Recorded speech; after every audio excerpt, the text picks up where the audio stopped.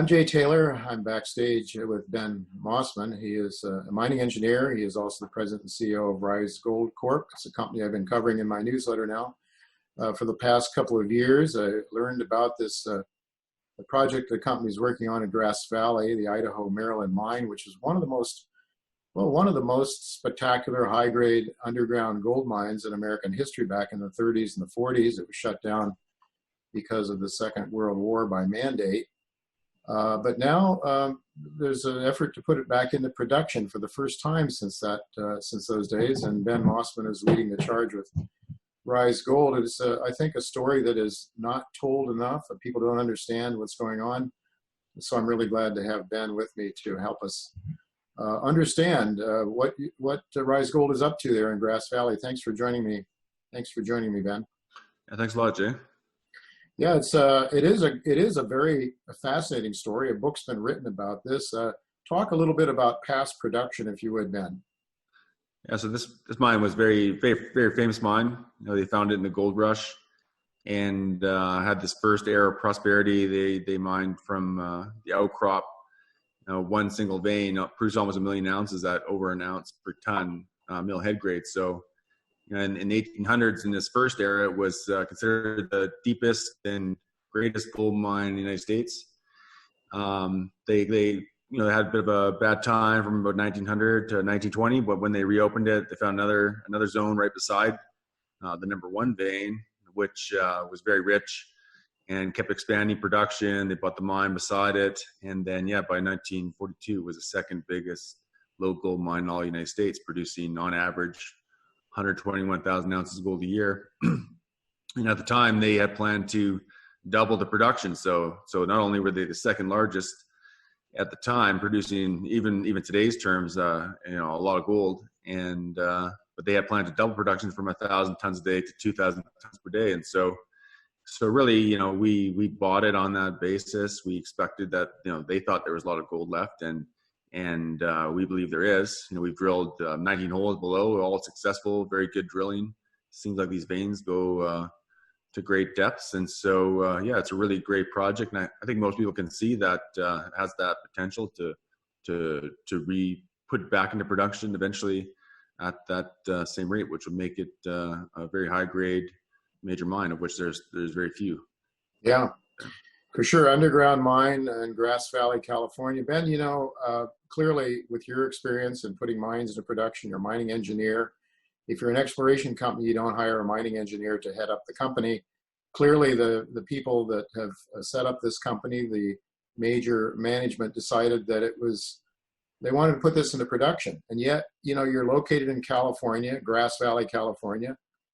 Most people think, California, I'm not even going to think about it, because you can't get a mine permitted and operating in California. Tell the viewers why that might be a misguided notion. Yeah, I mean, it's understandable. It's kind of the knee-jerk reaction. Even myself, I had seen it 6 months before we, seriously started looking at buying it. So you do have that reaction. But when you look at the details of it, you can see that there's a path forward to getting those permits done. And so we've been focused entirely on that issue for the last year or so. And I guess the key thing is that, first of all, it's private land. So this county is the lead agency, which makes a big difference. So when you're evaluating whether chances of being approved, you have to evaluate for Nevada County. So Nevada County is the government agency that will decide whether it's approved or not. And the second aspect is, we've done a lot more work on it since we first bought it, to have experts study the various issues.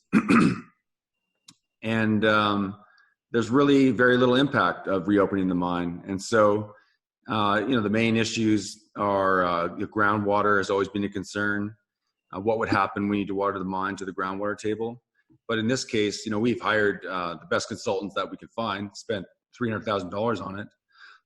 But this mine had already been permitted, the exact same mine, to dewater the mine, went through an environmental impact report, same as being done now, and was granted a permit in 1995. So it's already been done once before.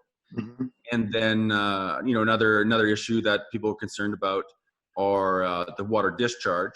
And so you would have to treat the water, and the water is quite clean already, but you have to treat it to a very high quality standard. And just a few years ago, Newmont, who owns the land beside us, they're not operating that mine, but it is a historic mine. They got a permit to discharge mine water, treated mine water from the Empire mine to the same water body, same quantity, same metals that were originally in the water, and they got a permit in less than 9 months. So both of those main issues have already been permitted. And probably the third one is, people are concerned about noise. That would be from that operation. And of course, it's an underground mine, a shaft mine. So you do have buildings on surface, but all the machineries and buildings that you really have a really good engineering control. So it's really well beyond what, the legal limits would be. You're actually reducing sound out of courtesy to the neighbors. So as this moves through the process and into the environmental impact reports written by the county's consultants, I think that's going to become clear to a lot of people. And so it's not that far away where we're going to get to the fall, and those issues are going to be well studied and understood by the public. And I think it's going to get investors are going to get a really good idea of that and come along with our view that it has a high chance of being approved. So by the end of the year, you may have a pretty good idea whether everything is all systems go permitting wise, right? You should know. Yeah. Hopefully. Yeah. So the process is the lead agency is the county. And so it's an environmental impact report, and it has to follow CEQA, which is the California Environmental Quality Act. And so we've done the design work. We've hired consultants to study the various issues and write technical reports. And now all those technical reports are given to the county, and the county hires their own consultant. So an independent consultant. RYES pays for it, but they work for the county. And they study all the documents. They prepare an environmental impact report to study the issues. And then they present that to the public. And that'll happen probably around September, October. And so if a project has a high chance of success, it has to get through that draft environmental impact report and get the comments from the public. If you've done a good job, you've answered people's concerns, and the consultant's going to be able to answer those comments. So once you get to that stage, if you have a poor project design, and you basically get sent back to the beginning. So you have to go back, restudy some issues, maybe do some design changes. But we think with the money that we spent and the time in considering putting together a really good project design application, once we get through that stage, have a good idea that the chance of approval is increasing. And the final approval requires a vote. So you need a majority of the Board of Supervisors to vote yes. You need 3 out of 5 supervisors to vote yes, and that will probably happen sometime early next year. So time is getting shorter, and there are a few milestones along the way where you're going to get a good view on the chances of approval. All right. Going forward, what can you tell us about the path forward now? When might we have some idea about economics? I know you put deep drill holes down to establish that the ore body continues to extend at great depths. And the widths, right. I don't know how much you know about the mining widths and all of that, but when might we get an idea? It's pretty straightforward. The metallurgy is clean, past production, so you can learn a lot about the costs, no doubt, from past production. But when can the market start to perceive some economics so we can start to think about what this project is worth? Yeah, I think from an investor's point of view, I mean, we haven't done enough drilling to calculate a resource. There are historical resources that were compliant for the last company that had a lease on it, so investors can look at that, but they're not compliant to us. They're historical. But in general, the way I look at it is that if you could put this mine back into production exactly the way it was shut down in 1942, so they were doing 1,000 tons per day, producing 121,000 ounces of gold on average. We're proposing to do exactly the same throughput. So, I mean, that's the best way to look at it, to see what could be the value. And if you could reproduce just what they were doing when they're shut down, and that doesn't even include the average grade, which was 0.5 ounce per ton. They were doing a little bit less, about 0.34 ounces per ton when it closed. You would have one of the highest grade major gold mines in the world. You'd be up there with top 10 mines that are in production today. So it is very valuable. There's more work that needs to be done to prove a resource and do those economic studies to give you those solid numbers. So it takes a bit more speculation, I guess, but I think it's a good speculation because you do have that historic production to base an investment decision on. All right, we're wrapping up here now, Ben. So what people should be watching for? I guess progress on the permitting side, at least that, right? Is that mostly what we should be watching this year? Yeah, so we have a really good shareholder base. Amount of Gold's a big shareholder, they own 12%. We have a lot of support from shareholders, out in your area and Boston, New York. So patient shareholder base, they really understand the story. They spent a long time understanding the permitting process and the project application. And so right now, all those documents are available. You could spend the time to read through them and understand how the process works. But as we move through this, and this draft report is being written by the county's consultant, and we move into the public meetings, which will be early fall, that's really when things are going to get to the next milestone. And so there, that it's a good time to get in now.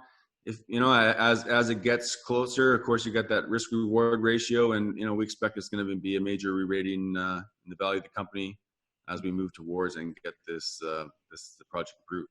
Yeah, it's actually I think the share float is fairly tight, and it's not the easiest stock to buy without having to pay up for it, I've noticed. But in any event, it's an exciting story, Ben. I think again, one that not too many people are paying enough attention to in this bull market. I think when the lights finally go on in this story, I think there's going to be precious little time to buy it.